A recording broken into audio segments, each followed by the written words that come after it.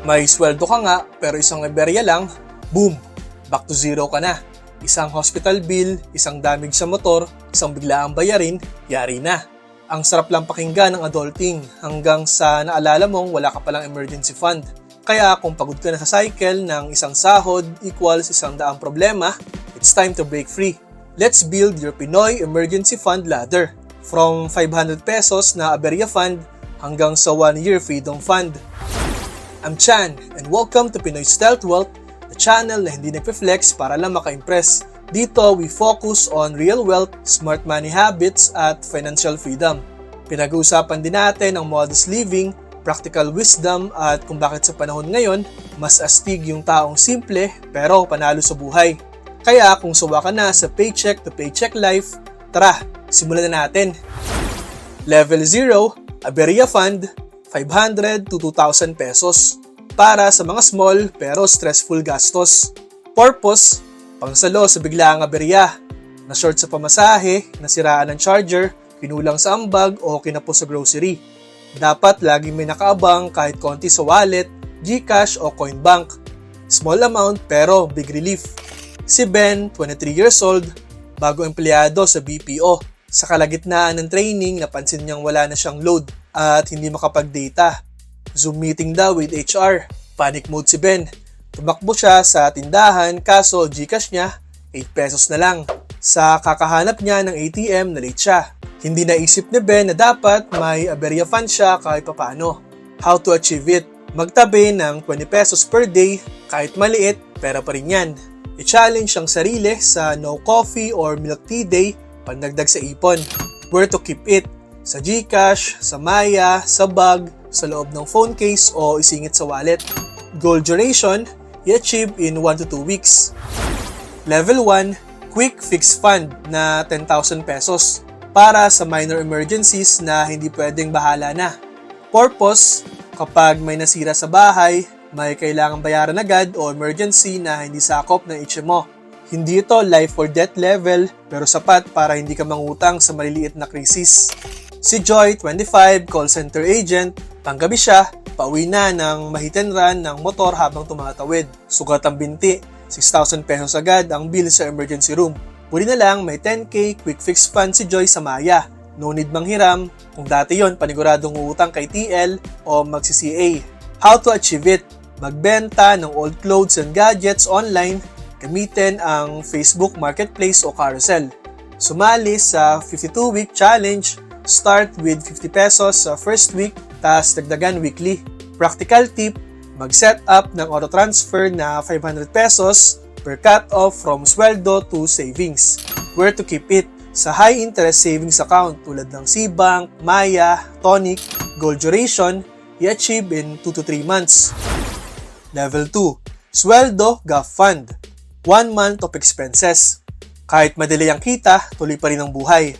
Purpose, kapag late ang sahod, walang racket this month o napilitang mag-unpaid leave, hindi mo kailangan mangutang o manghiram.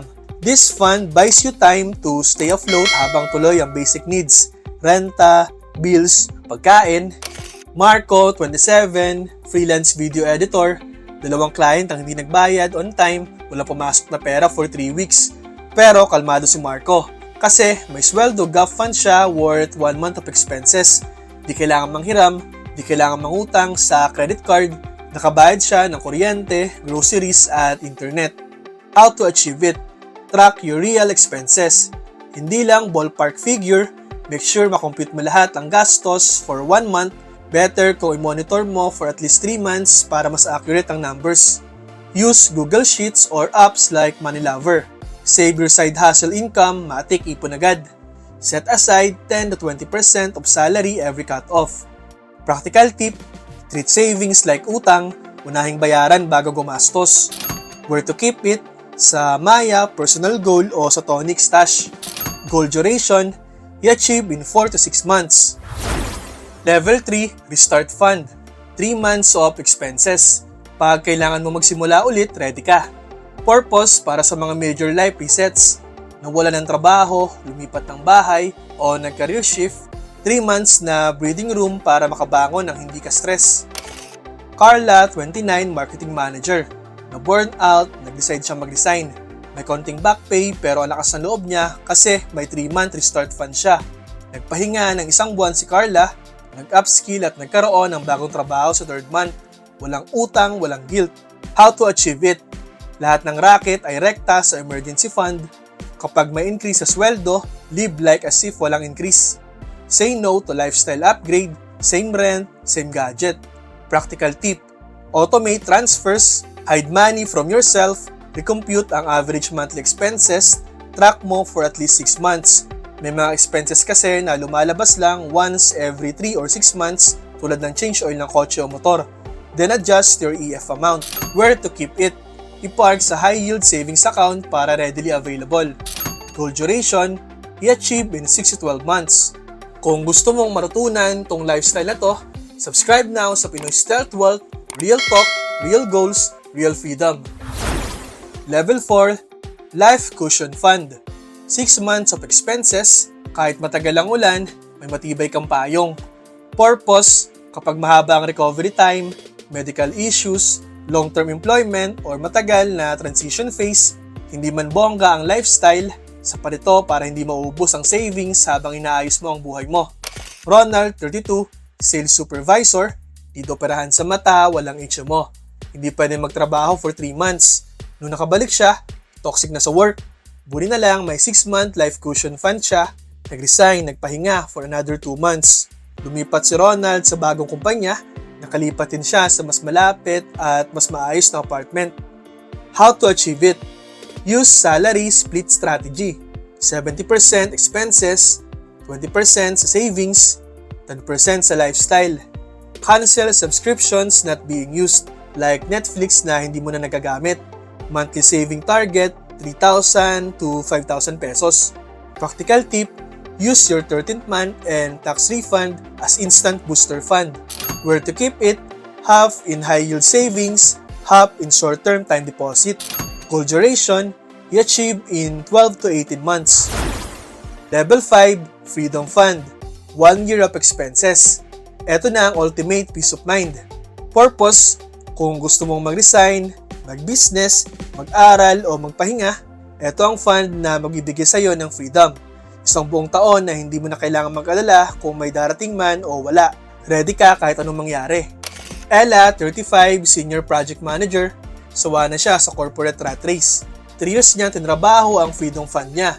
Tuwing may bonus, tax refund o sideline, matik ipon agad sa EF. After 1 year full of savings, nag-resign si Ella. Nagpahinga, nag-travel, nag-business. Hindi madali, pero hindi rin siya takot kasi may peace of mind siya. How to achieve it? Live in 70% of income, invest or save the other 30%. Kapag may increase, isave mo muna bago ka gumastos. Use sinking funds para di magalaw ang emergency fund. For example, travel, gadgets, etc. Practical tip, keep 6 months liquid. The other 6 in low-risk time deposit, bonds, or co-op. Goal duration, i-achieve in 2 to 3 years. Tanong, anong level ka na? Alam mo, hindi ito contest, hindi ito competition. Pero, bawat level ng emergency fund na nararating mo, isang level din ng freedom at peace of mind ang naiipon mo. Kahit nasa level 0 ka pa ngayon, okay lang. Ang importante, nagsimula ka na. Basta ba, tuloy mo lang ang pag-level up sa Pinoy Emergency Fund ladder. Anyway, comment ka below, anong level ka ngayon sa EF, ano ang goal mo bago matapos ang taon. Teka, paano kung gusto ko pang makaipon o mag-invest, ano ang next move ko? That's a whole new topic. Pag-uusapan natin yan sa future video. Kaya kung gusto mo pang matuto kung paano maging wais, simple pero panalo sa buhay, subscribe na sa Pinoy Stealth Wealth. Tandaan, hindi man tayo flashy, pero future natin, steady at happy. Subscribe now and see you in the next video.